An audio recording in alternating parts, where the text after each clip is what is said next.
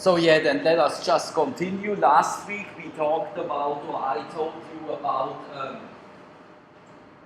the continental flat basalts, and I gave you the example from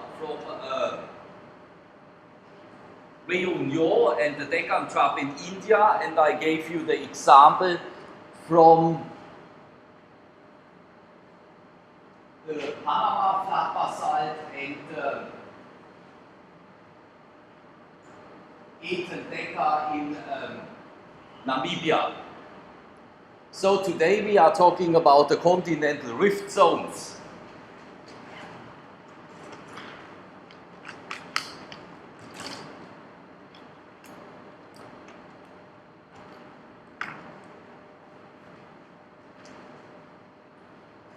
So the continental rift zones.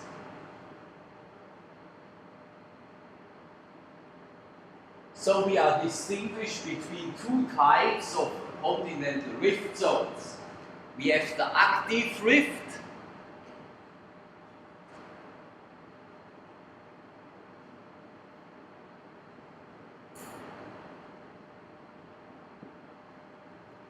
and now we need a picture for the active rift.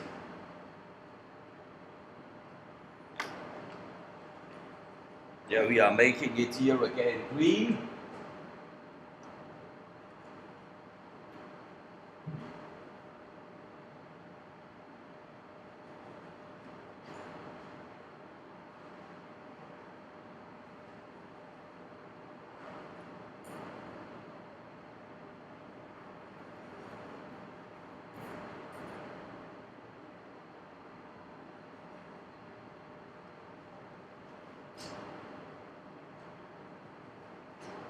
So, and here we have some cracks continuing here, and then we have here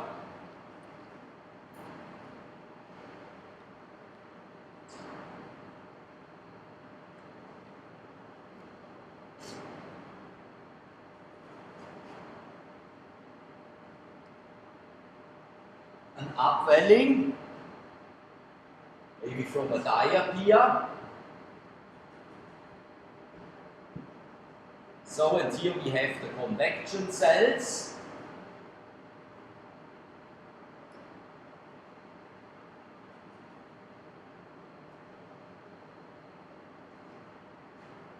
So, and if we have such a rift zone, then we have this rift.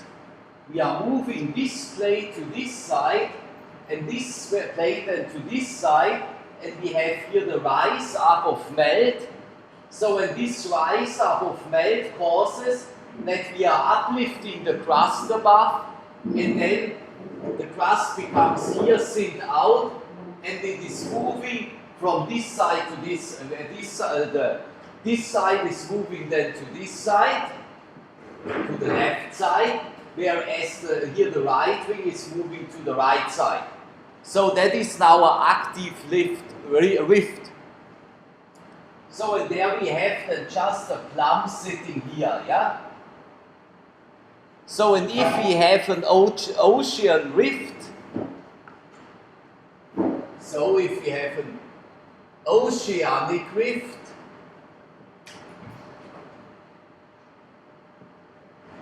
then that is caused, oceanic rift is caused by the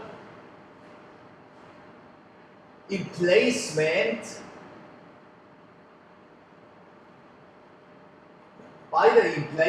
of an hotspot.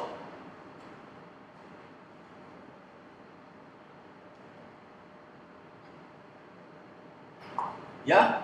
So you are the rift is made up because you have here the rise up of a plum, and then you are lifting it up here, and this plate is going to this side, this one is going to the right side, and here you are making a so-called graben, yeah?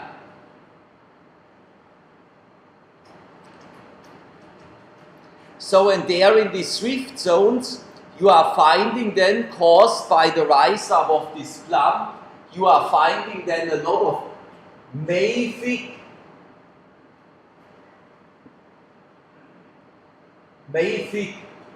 rocks.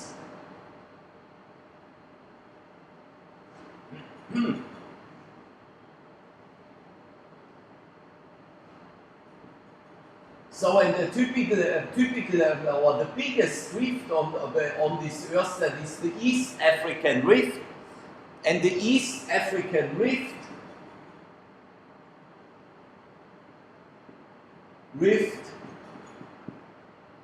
in the west. So the East African rift in the west is mafic. So then you have the Rhine Valley in Germany,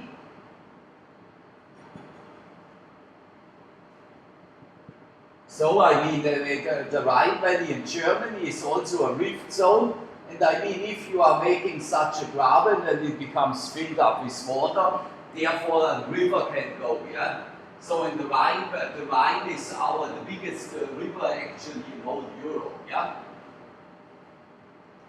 And it runs through whole Germany, and it runs through Netherlands, and it is the source of the Rhine is in Switzerland. So then another rift, another typical active rift, that is the Baikal rift, and that is in Russia.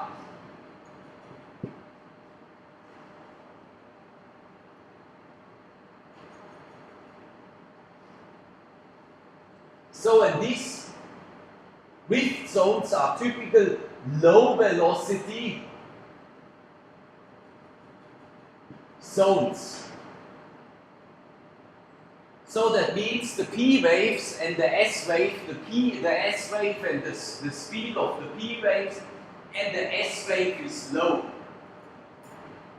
So we will talk about the S waves and the P waves again in the ES301, but for those there are a few people which are not sitting in the ES301, then you can just check it again in your ES106 documents. What are the P and the S waves? So here we have a low velocity zone, that means we have a little bit lower P waves and S waves, because we have here melt, yeah?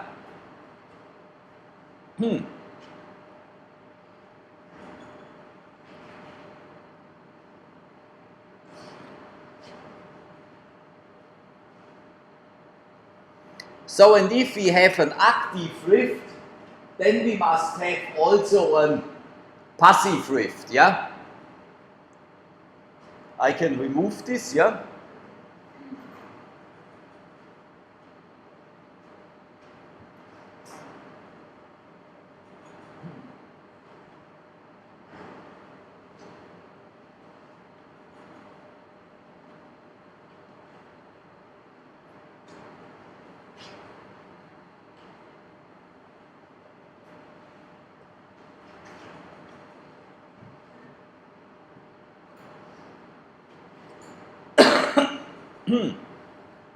So, and now the passive rift.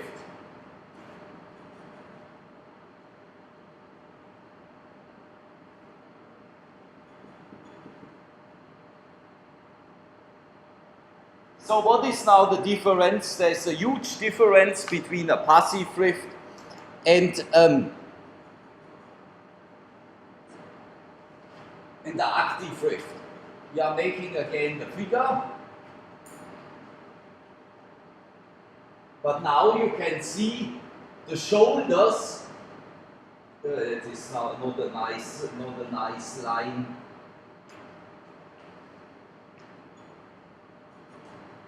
The shoulders are not that steep, which I have drawn, yeah? So, and then you have here again your rift. Something like this. That. So So, but here it is now flat, yeah? And it is not flat because I don't know how to draw. I made this by purpose. And if you are now looking at the lithosphere, asthenosphere, then it looks not like this before, then it looks, I'm making it now like this.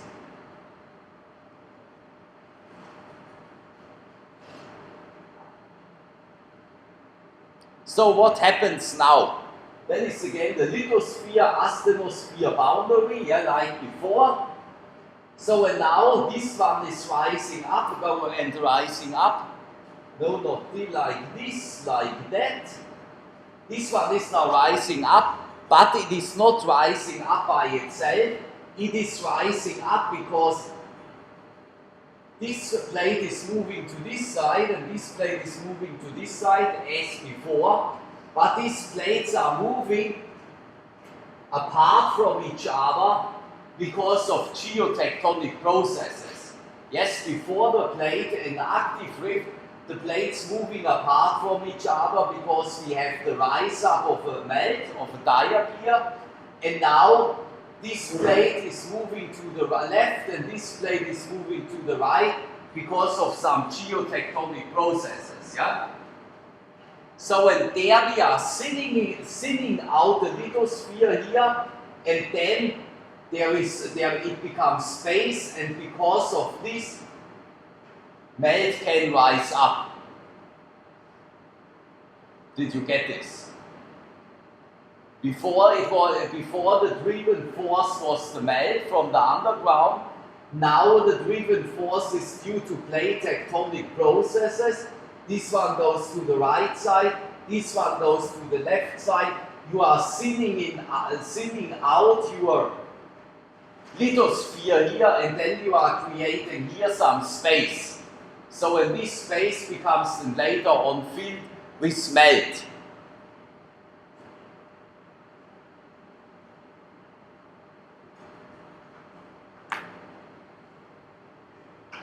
So and these rocks here, which you are forming here, they are not mafic, they are now felsic and intermediate.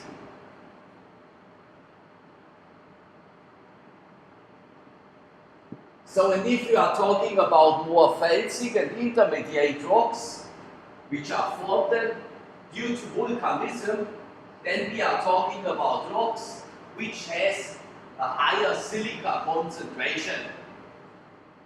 But you should know this by now. So, and there we have a typical example is then the East African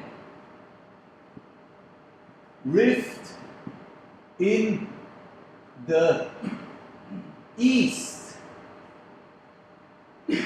Yes, before we have an active rift system and the East African rift in the west. So in the plate in the east, it shows rocks which are typical for a passive rift system. So there you have both together with each other. That you have then in Ethiopia.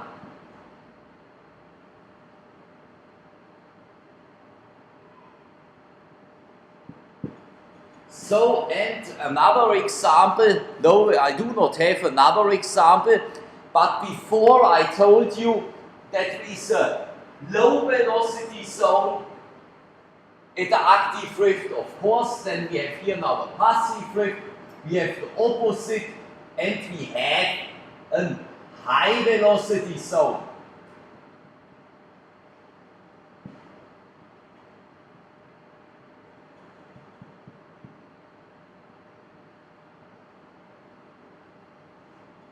So that is now the passive rift and the active rift.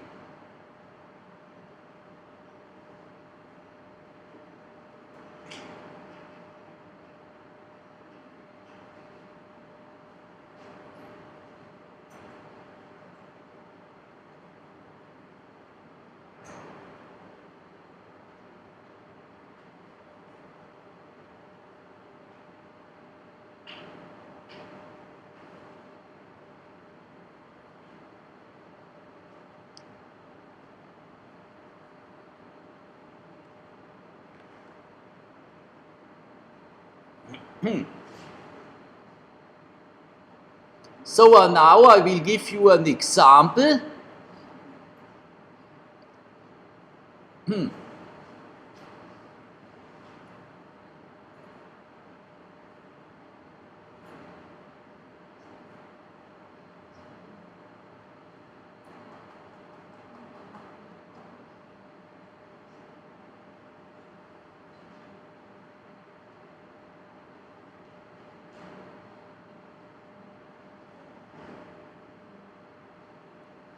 About the East African Rift.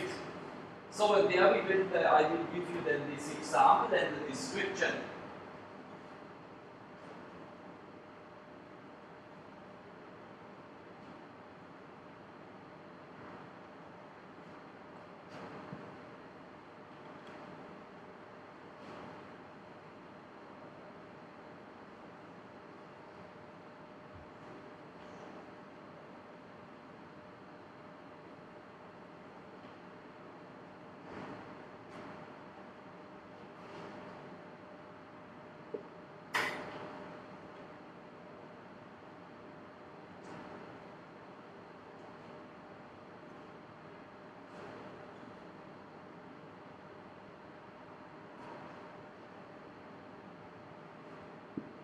The East African Rift. So that is, as I told you just before, that is the biggest rift zone on Earth. So and now I will give you another figure.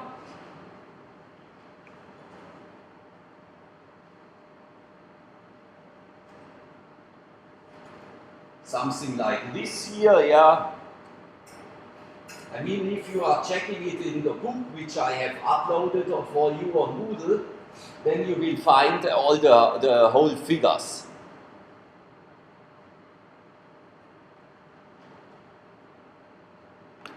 We are making this here in blue. Something like this. This we are making in this color.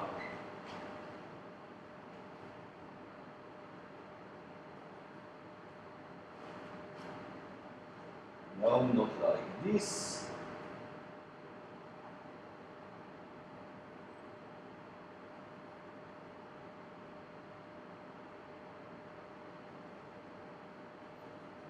Something like this.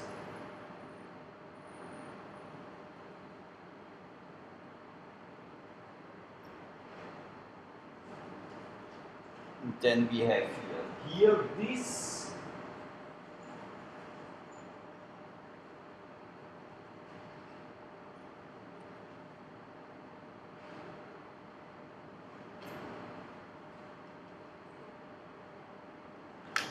And then here may also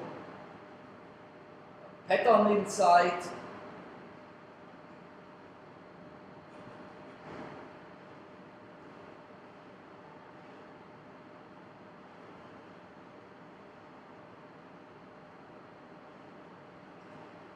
So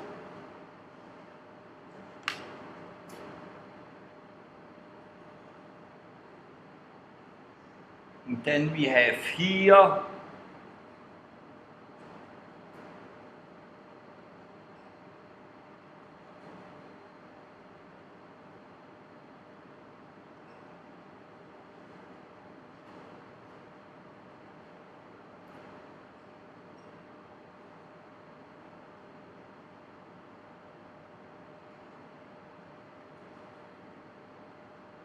you have then the West Rift.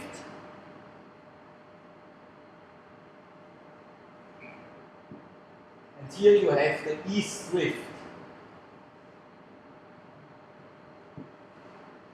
So, and that is the rift zone, yeah?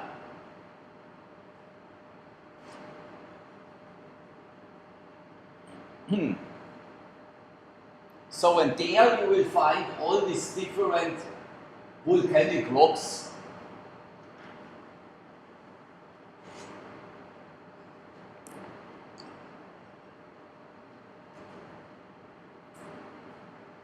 And in the in the West Rift, you have a heavy negative anomaly. So a negative, a heavy negative anomaly, that is, you have then a lot of very high dense and heavy minerals.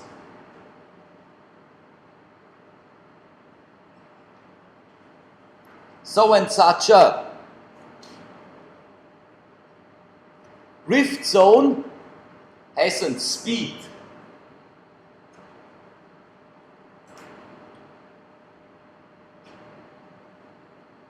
so then we have the maximum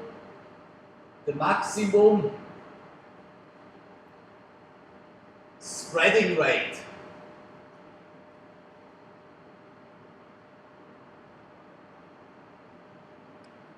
So and that is in Ethiopia.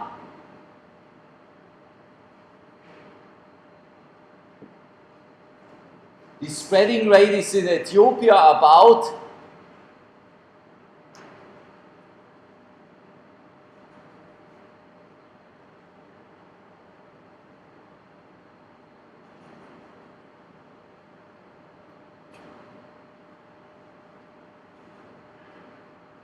30 kilometers.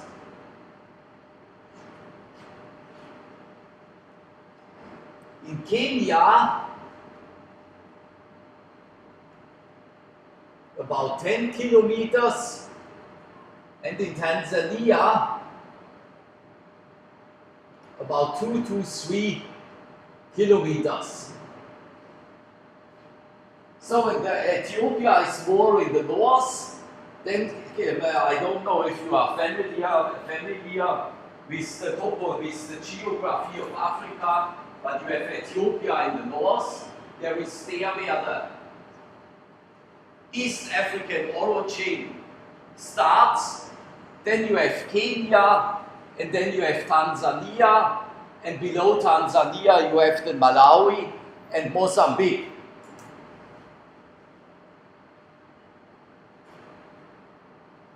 So, and if I would be you, then I would, for the preparation for the examination, I would study all these figures. Because I have for all the figures a question. So, and then I'm expecting the figures.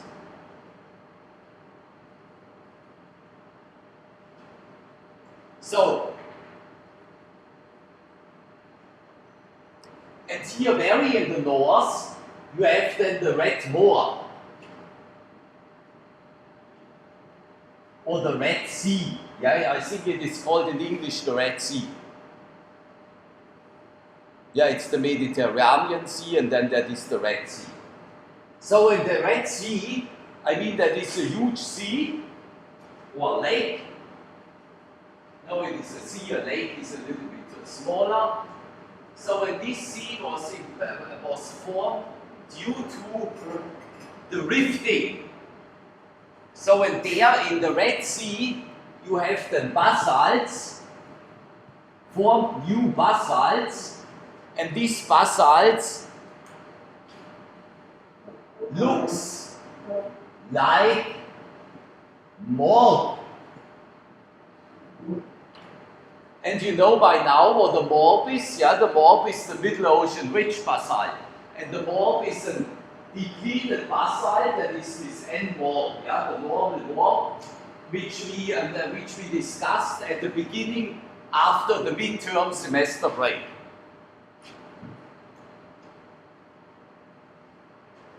So and then rift volcanism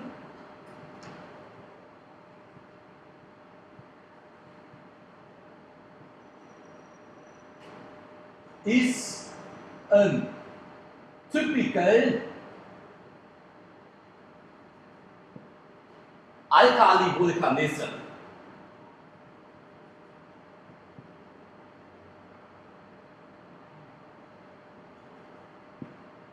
So, and you know by now what an alkali volcanism is?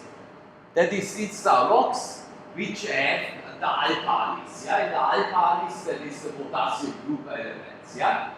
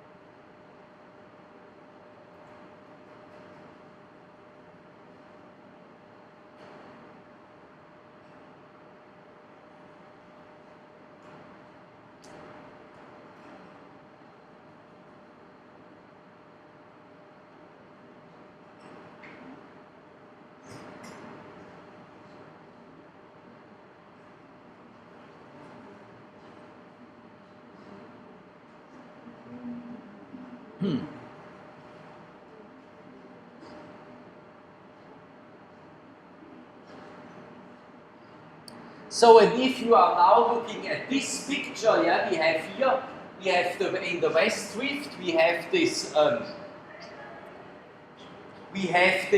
more, we have in the west drift, we have, it has a signature like an active drift zone, and in the east drift it has a signature like a passive drift zone. So, but I mean, it makes no sense that we are making on this side an active drift zone, and on this side we are making a passive drift zone, yeah? You can have an active drift zone, and you can have a passive drift zone, but not both together, yeah? So, but now these rocks look like this. So now we have to find an explanation, and this we are doing now.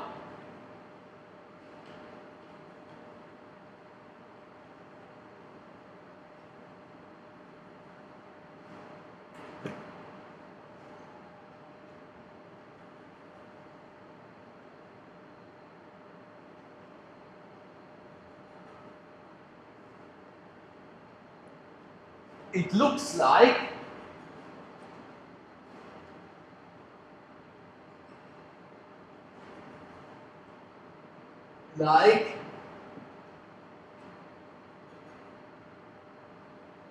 as two different mantle sources.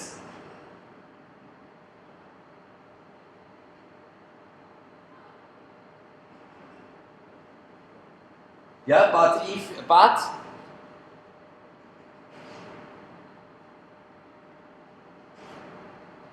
this cannot be explained by convection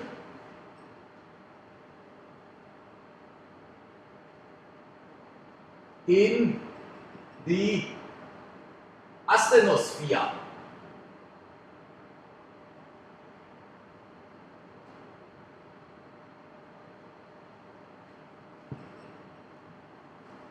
So I mean, we cannot have here the mixing of a plume, yeah, and this, I mean, we can have a mixing of plumes, but then we will not create here then more alkali rocks, or here more mafic rocks, and here more felsic rocks, yeah. I mean, you have this kind of convection or this kind of convection. So do you have an idea why we have here a rift zone, but here we have mafic rocks and here we have more felsic to intermediate rocks? Do you have an explanation for that? I mean, if you are looking at the African map, or no, if you, much more better than the African map, just go to ResearchGate and read my publications about Tanzania. So, then what is, if we are watching this from the continental point of view, yeah? To which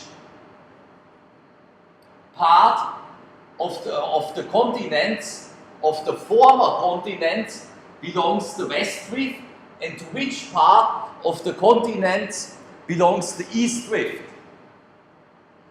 So what was about 640 million years ago? Yes, so you have this, so you have a breakup. You have a breakup, and the breakup is caused here by the rift zone.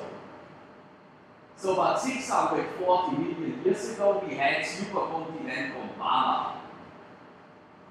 We had supercontinent Gondwana, and the West Drift belongs to West Gondwana, and this one, the East Drift, belongs to East Gondwana.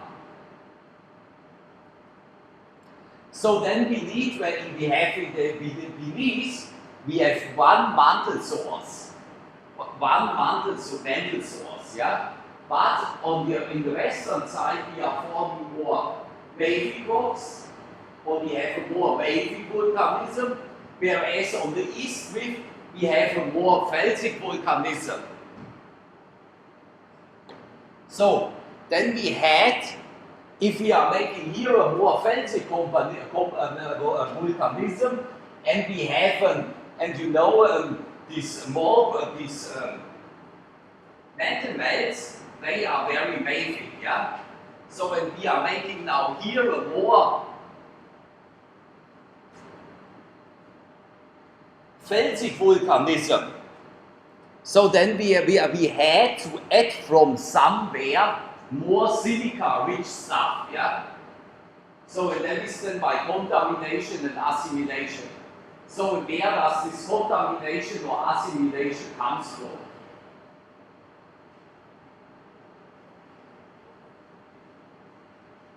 That comes just from above where the melt goes through. So that is then from the subcontinental lithosphere. So that is the subcontinental lithosphere is just at the bottom of our lithosphere, yeah? But it belongs to the continental lithosphere.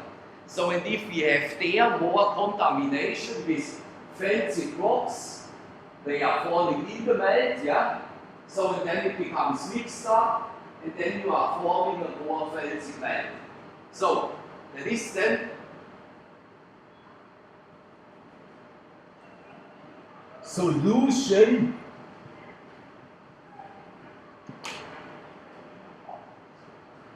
the solution is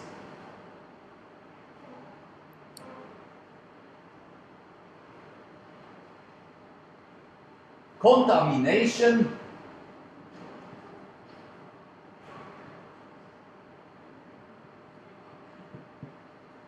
with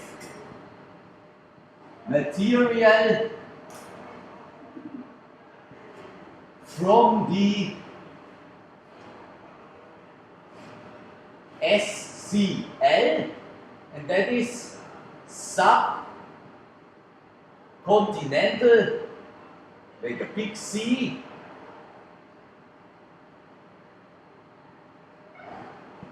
lithosphere.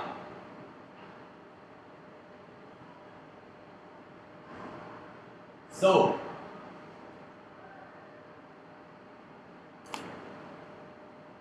that is SCL.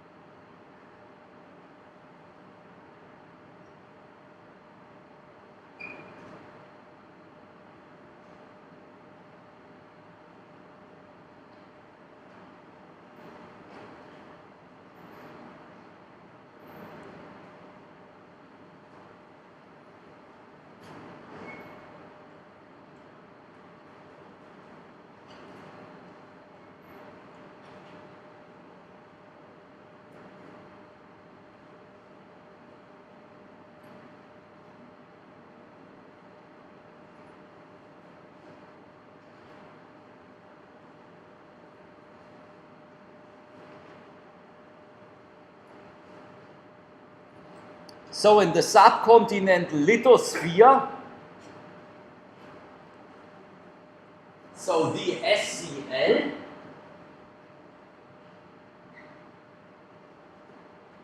yeah, this one here,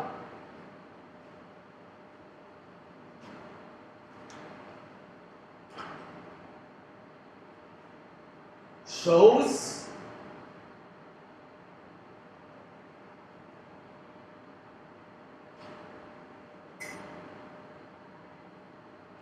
relative high strontium isotope ratios.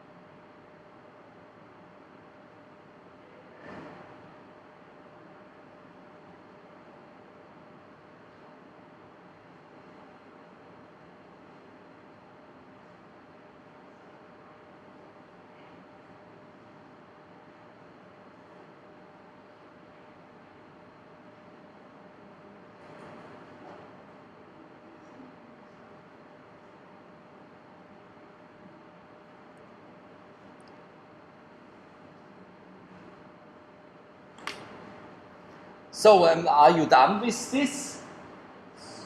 Yes.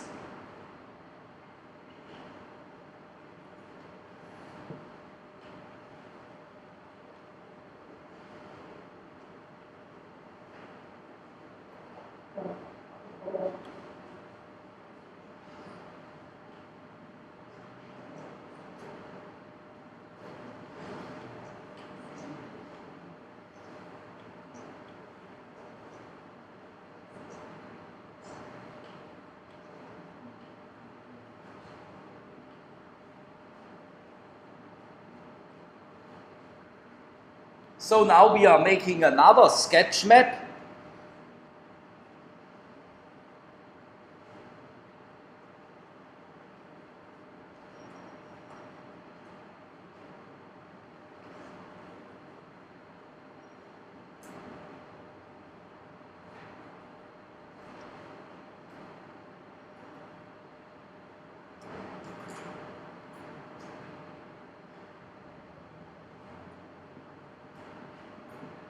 So now if I'm making this in red with all the crosses, then we are talking about what?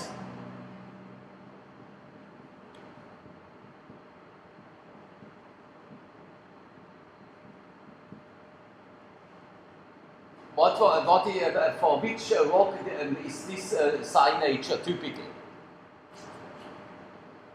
That is the granite.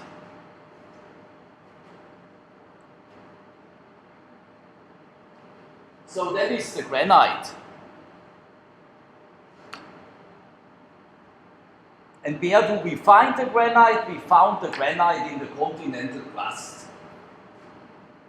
Just such a block diagram.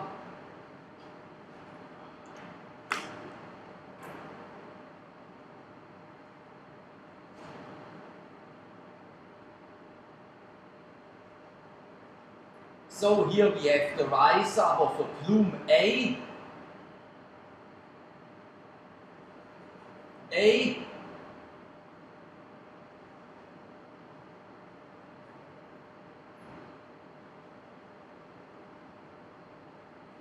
So, and here we have the rise up of a plum B. And this here is the subcontinental lithosphere. Yeah, sub because it is beneath the continent, but still belongs to the lithosphere, not to the asthenosphere. Yeah? So that is the lithospheric mantle.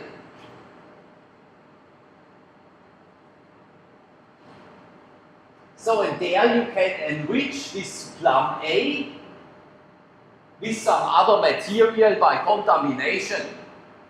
So, and where you have a bigger contamination, then you are forming chemically other rocks as in those areas where you have less contamination or no contamination. Yeah? I mean, if you are looking for the middle ocean rich basalt, then we do not have any contamination. or a very, very small amount of contamination, and therefore,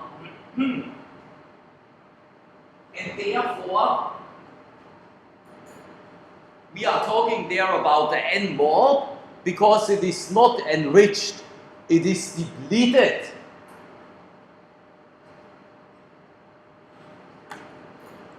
So, and here we have four different components.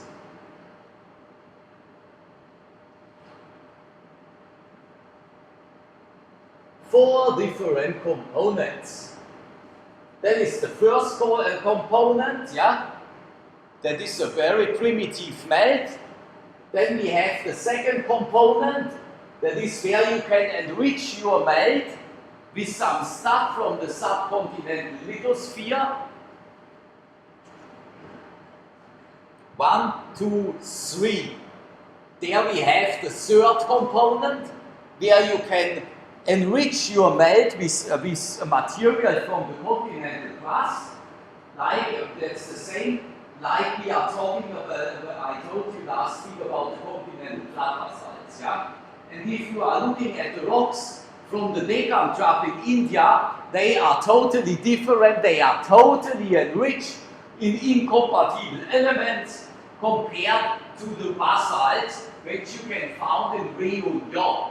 So, because in Réunion, the melt becomes just contaminated by the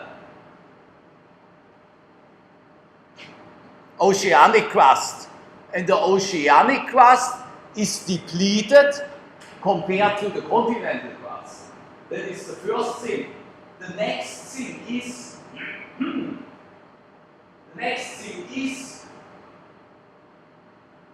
the continental crust is much more thick compared to the oceanic crust. So the average of the continental crust is 35 kilometers thick. I mean, that is the mountain above, but most of the stuff is hanging beneath in the root, yeah? It's the same way like with an iceberg, yeah? So whereas the oceanic crust is an average 3 kilometers thick. Of course, and then you have the slab beneath and blah, blah, blah. I mean, I showed you this when we discussed about, or when I gave you this presentation from the oceanic crust. I gave you there also this sketch map. So, but in this case, we have now three components, three possible components.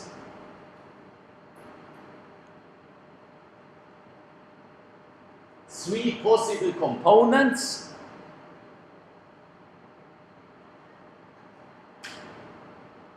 SLM, yeah, that is the subcontinental lithosphere or the subcontinental mantle. Like CFB. And you know what the CFB is? That is the continental flat basalt. Or oil. And you know what the oil is? That is the ocean island inland basalt, Iceland basalt. No, the oceanic Iceland basalt has then two components.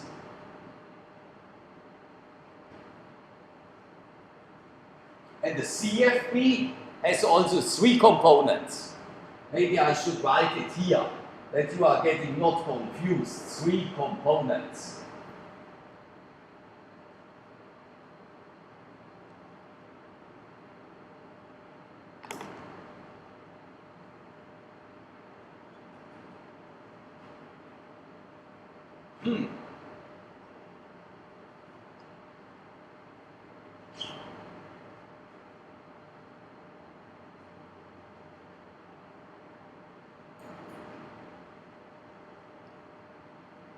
So that would be an explanation for the East African rift. Yeah, we have the contamination with the subcontinent lithosphere on the eastern side. Yeah. So, and in the western side, we have less contamination. Therefore, we are forming more silica undersaturated rocks, like this mafic rocks. Yeah. So, but now I will show you a second possibility, and the second possibility that is the Rio Grande rift.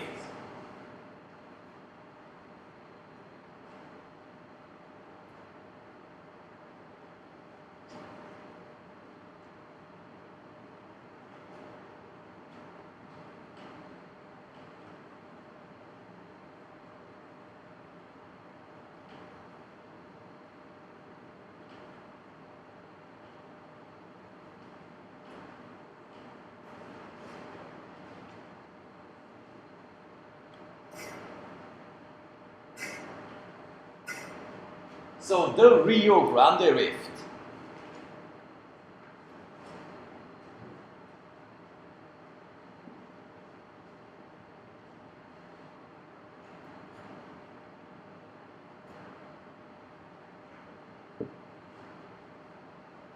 So at the Rio Grande rift, we have the same situation. We have there more felsic rocks, and there we have more mafic rocks. So, but at the Rio Grande rift, we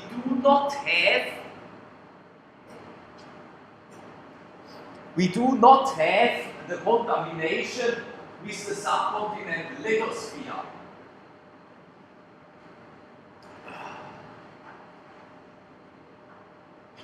Looks then like this.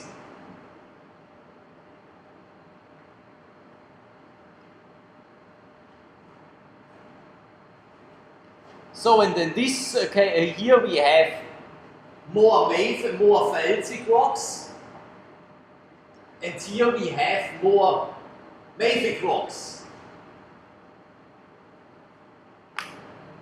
So, and now we will just put a magma chamber beneath, like this.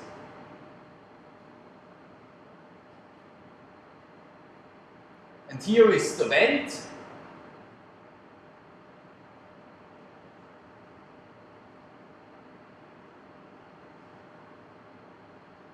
And here is the other vent. We are forming here a volcano.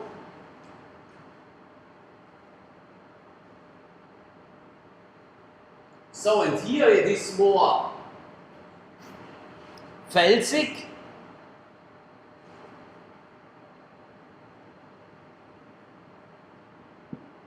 And here it is more mafic. How do you have an explanation about this phenomenon?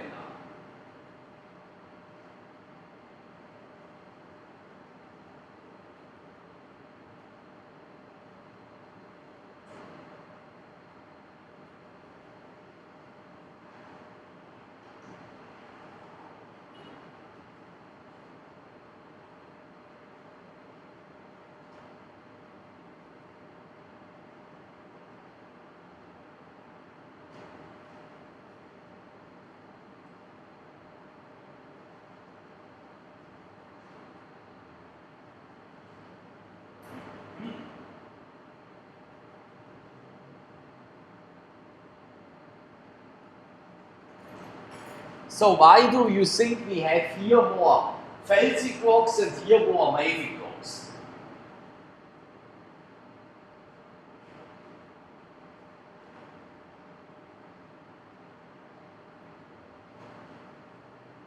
So what happens if we have the emplacement of a magma chamber?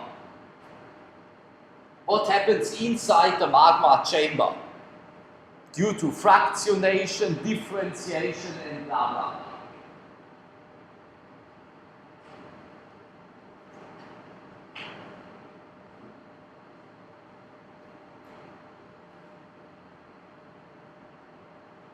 So that the mafic minerals like the olivine and the autopyroxene and these ones, they are sinking to the ground.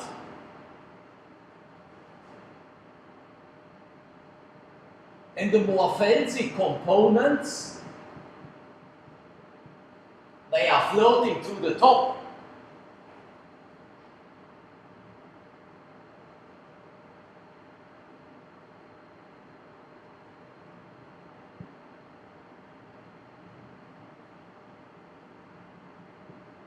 So, and this one has found his vent here. Then we are producing here more felsic rocks. And this one found the vent here, and then we are producing here more mafic rocks, yeah?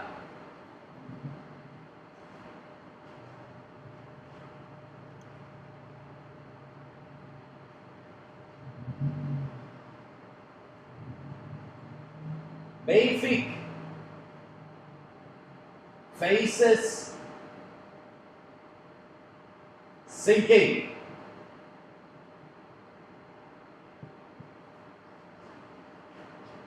So, and then we are calling this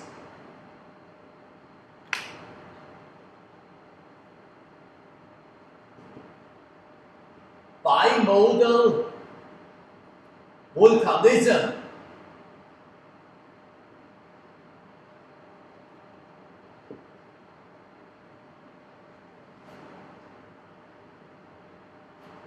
So, B for 2.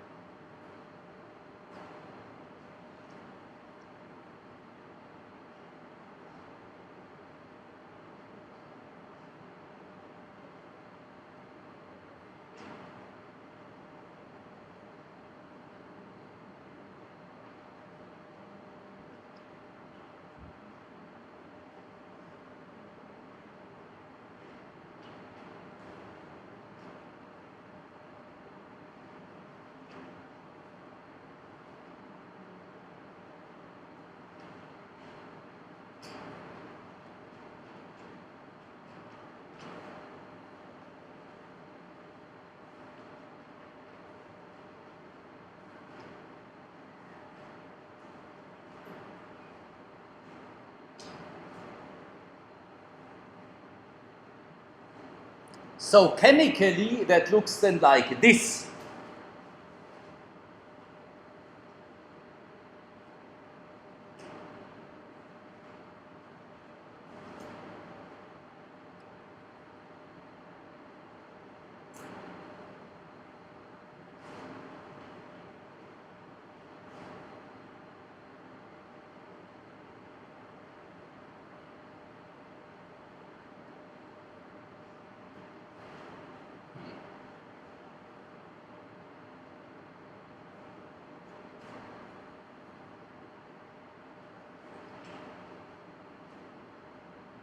So here we have the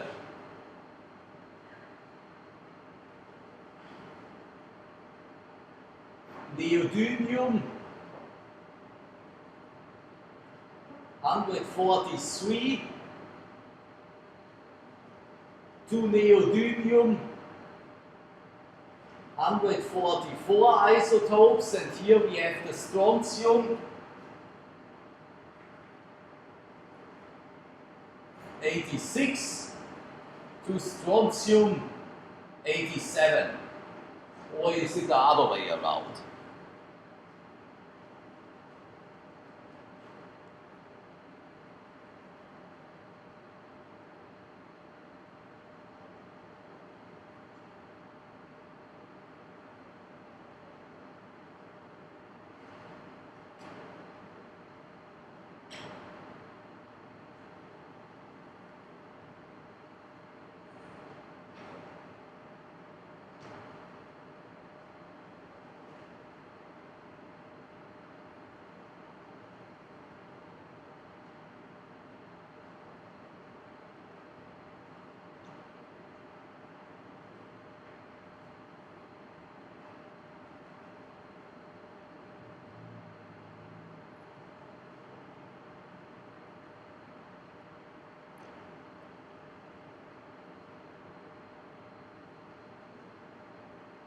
Yes, it is the other way around. Here we have 87,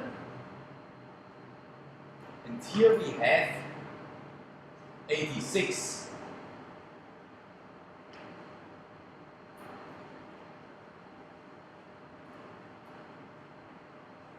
So, and here we have a field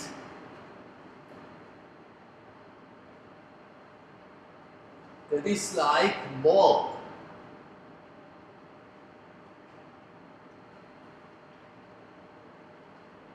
Here we have this field that is like oil. And you know that the ocean island basalts, they are enriched because there is this enriched lump component which comes from the subducted lithospheric mantle, yeah? Which is hanging around in the core mantle boundary. And I told you just today, a few minutes ago, that at the enriched lump component, the E-type, we have two components, yeah? So, and here, we are making another small field.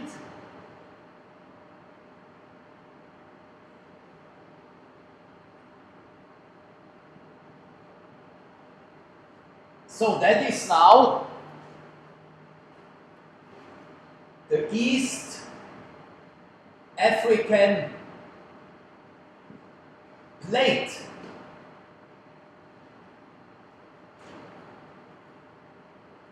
And here we are making something else.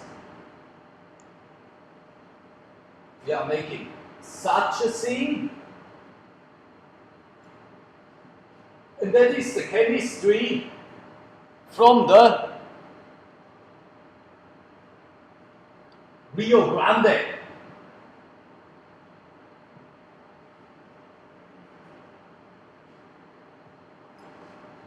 And here we have another thing.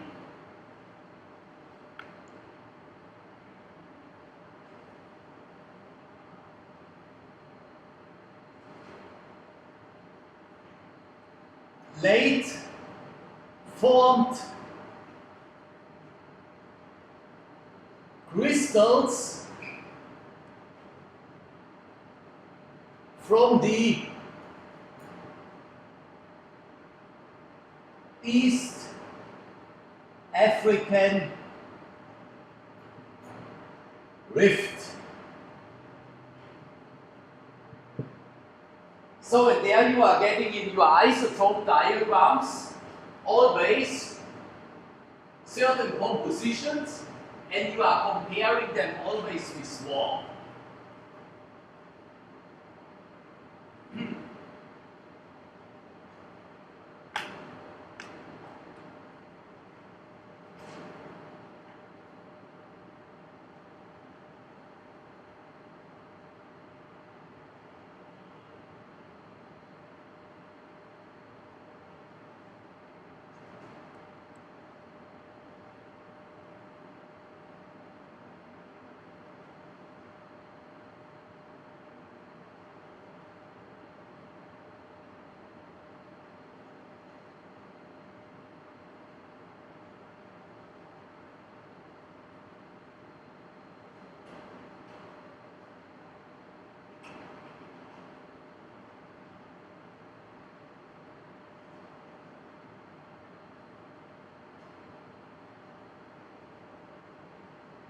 So, and then we are done for today.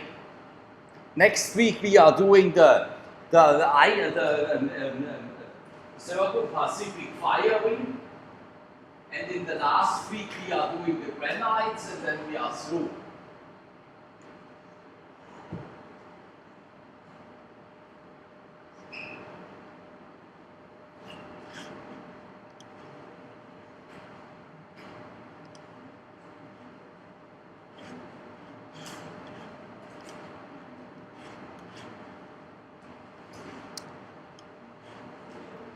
And I think in the, we have now 2 weeks left, yeah? So I mean on Monday I will not be here for the ES301 because I'm doing the recon trip for you guys, yeah? So but then we will show you next week on Monday and on Wednesday and on Thursday movies. Movies about tsunamis and movies about volcanic eruptions.